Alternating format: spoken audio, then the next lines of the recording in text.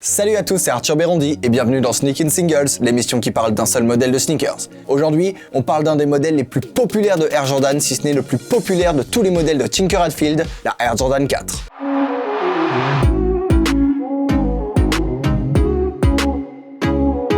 La Air Jordan 4 sera la chaussure de Michael Jordan lors de la saison de 1988-1989.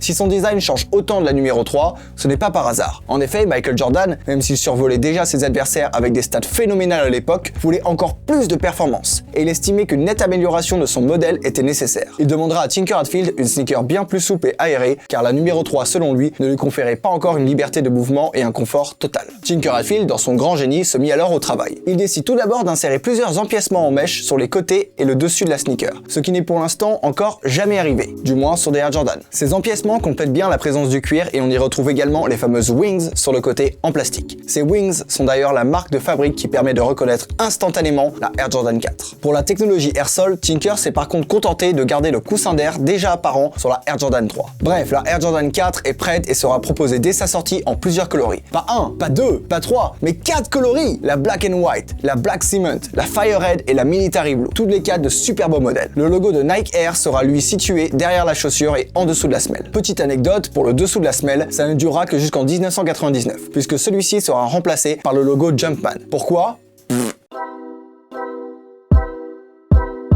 Au sommet à cette époque, enfin, comme toujours, Michael Jordan finira meilleur scoreur de la NBA pour la 3e année consécutive, mais avec une moyenne de points inférieure à la saison précédente. Bouh! Je plaisante évidemment, quel monstre! Mais les points, on s'en fiche un peu, puisque cette sneaker bénéficiera d'un coup de pub énorme de nouveau grâce à un exploit individuel de notre Jumpman national. À ce moment-là, c'était le Game 5 entre les Cleveland Cavaliers et les Chicago Bulls lors des playoffs de 1989. Par-dessus l'arrière des Cavaliers, Craig Hillow, il réalisera un shoot décisif spectaculaire au buzzer qui assassinera, et le mot est faible, pour de bon l'équipe adverse, offrant la victoire aux Bulls et qualifiant son équipe pour le tour suivant. Et tout ça sur leur parquet. C'est par la suite que ce tir sera surnommé The Shot.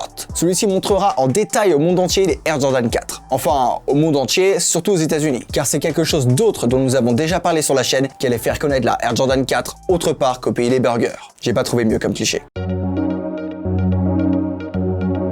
Bon, on a déjà beaucoup parlé de la relation entre Michael Jordan et Spike Lee, et c'est plutôt normal car elle est très importante. Le célèbre acteur, scénariste et réalisateur nous présente la Air Jordan 4 dans son film Do the Right Thing. Sorti en 1989, le film mettra en scène la Air Jordan 4 au pied de Buggin' Out. La scène est culte pour les sneakers addicts. Un gars qui se promène avec son vélo marche malencontreusement sur les chaussures de Buggin' Out et celles-ci ont maintenant une grosse trace dessus. S'ensuit alors une grosse dispute entre Buggin' Out et cet homme. Cette scène d'anthologie sera suivie de celle où Buggin' Out nettoie ses chaussures avec une brosse à dents, mettant en avant le cliché des jeunes qui veulent garder leurs sneakers toujours aussi blanches et propres. Mais la première scène que je vous ai décrite a une autre signification qu'un simple énervement pour des chaussures. En effet, le promeneur blanc porte un maillot des Boston Celtics et est un fervent admirateur de Larry Bird, tandis que Buggin' Out est un fervent admirateur de Michael Jordan. Cette scène représente en réalité les tensions raciales présentes dans la société américaine depuis très longtemps, entre les blancs qui admiraient Larry Bird et les afro-américains qui admiraient Michael Jordan.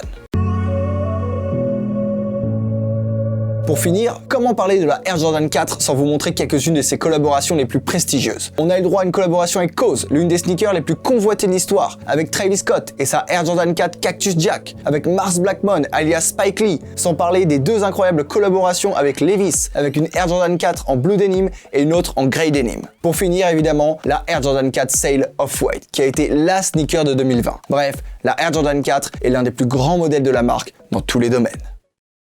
Merci à tous d'avoir regardé cet épisode de Sneakin' Singles. N'hésitez pas à liker, à commenter et à vous abonner à la chaîne si vous avez aimé la vidéo. On a aussi un compte Instagram avec des émissions exclusives chaque semaine, n'hésitez pas à nous suivre. Nous remercions également notre partenaire Kiki Kicks qui nous prête toutes les paires que vous voyez dans le décor et toutes les paires que vous voyez dans les vidéos comme d'habitude. Quant à moi, je vous dis à très bientôt sur Sneak On Air.